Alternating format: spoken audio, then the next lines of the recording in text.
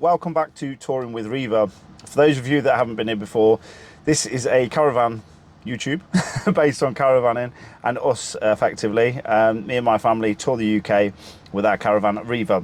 However, at the moment I think it's probably more akin to touring without Riva, because a lot of the videos that I'm doing haven't got a Riva in them because I'm working at the moment and I've been away quite a bit. So Becky keeps saying to me, you need to get on YouTube, you need to do another video. So that's exactly what I'm doing. I'm here now doing another video because I haven't done one for a while, and what I wanted to do was just update everybody as to what's happening. If you go on TikTok, you'll see a lot of what's happening. However, this is just a longer format and it gives me a better opportunity to describe what's happening in greater detail, because Becky doesn't always know what's happening, especially with the Land Rover, but we'll get onto that in a minute.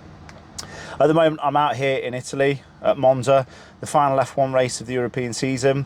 I've been given an opportunity by Sid Hill Transport from Blackpool in the UK, one of the finest outfits as far as I'm concerned when it comes to fleet and providing transport solutions to the Formula One. I've been given a brand new white Scania to drive, and I've come out here with his team to help support the Formula One paddock with their logistic solutions. So I'm really proud to be out here with those guys, and like I said, it is the last F1 race of the season. It's actually been really nice coming back into the paddock and seeing old faces, because as a lot of you know, I used to work in Formula One, so it's great to come back and see those faces and network and showcase the UK in the best light possible, especially with Sid Hills, because their fleet looks absolutely immaculate. All of their trucks are customised to an effect, and the drivers really look after them. So it's been a real privilege being out here with Sid Hills and getting back into the Formula One paddock.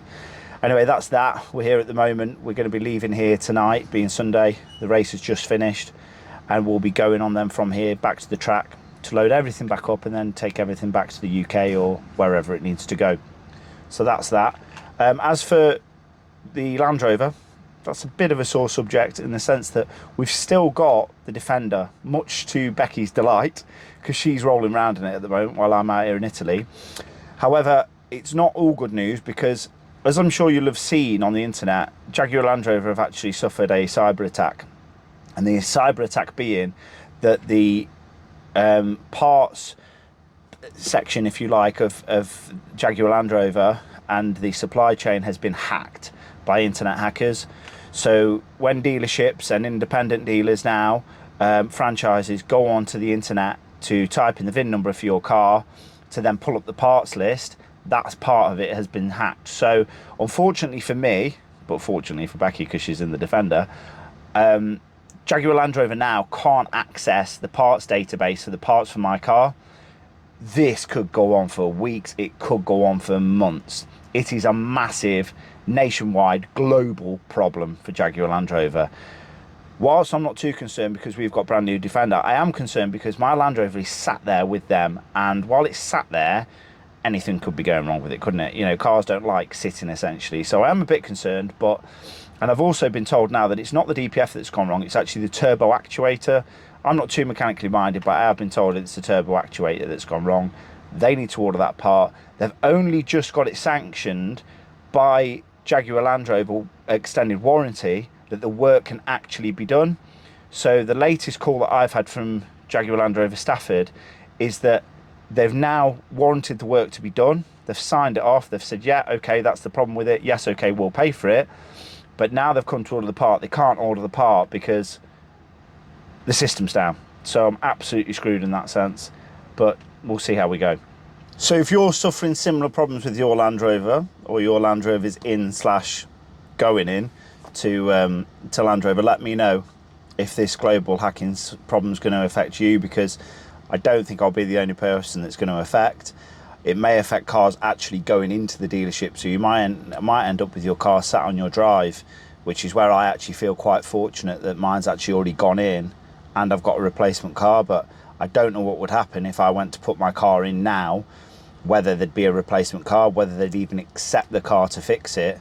So like I said, I do feel a little bit fortunate that it's already in there, sort of pre-cyber attack as opposed to post-cyber attack. So yeah, if you're experiencing any problems, just let me know in the comments, and it'd be interesting to hear.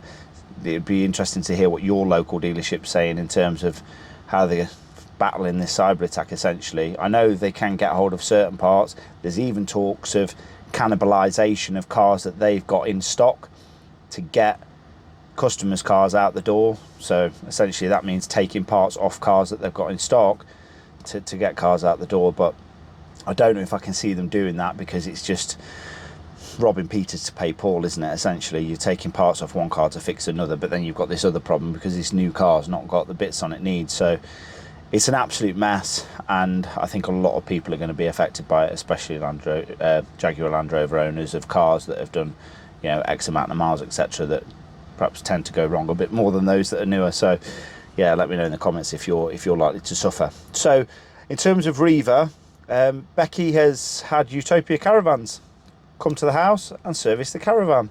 That's the beauty of Utopia caravans. Dan came out and they will service your caravan on the drive, which is exactly what they did with Riva last week. Dan came out, he looked over the caravan, habitation checks, leak checks, checks the tyres, checks the hitch, all the things that you'd expect to see within a service. Dan took care of in the comfort of our own home essentially, so we didn't have to take Riva anywhere. So check those guys out on the internet or on TikTok. You'll find that Becky's actually done more of a review, if you like, on TikTok. If you hop over to there, Touring with Riva, you'll see Becky entertaining Dan, having him over to do the servicing. So that's been done while I've been away, so that's a great thing that we've got sort of out the way prior to going away next time. We're actually looking forward to going to Clumber Park next, I think. Becky may write me on this, I might be wrong, but I'm pretty sure we're going to Clumber Park next for Halloween.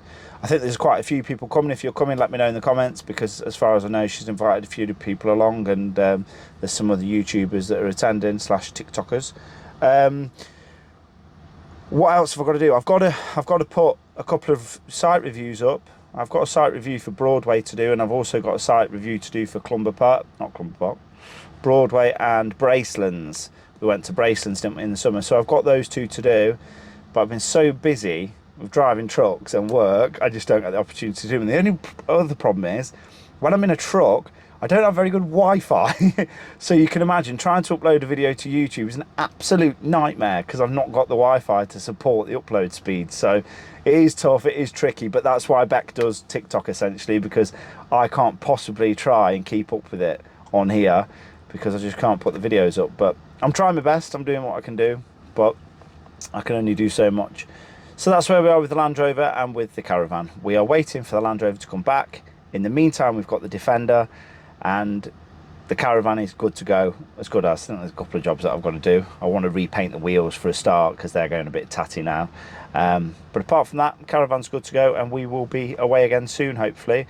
I think if I get back from here sort of late next week, Thursday, Friday, I'd really like to take Riva to Truckfest at Knutsford. So if I can get back in time, I'll take Charlie and the kids in the caravan to Truckfest. So again, if you're going there, let me know and we'll catch up. But I don't think I'll be taking a truck unless Sid Hill lets me loose in one, lets me take one up there. But we'll see. We'll see what workload he's got on for all the trucks, and I'll see if I can take a truck to Truckfest. But if not, we'll definitely be there in caravan as long as I'm back. Anyway, I hope you enjoyed this little update, this little bit of a vlog. If you have, like and subscribe. You'll see more of what we're up to over on TikTok. And until then, I'll see you on the next one. Thanks very much.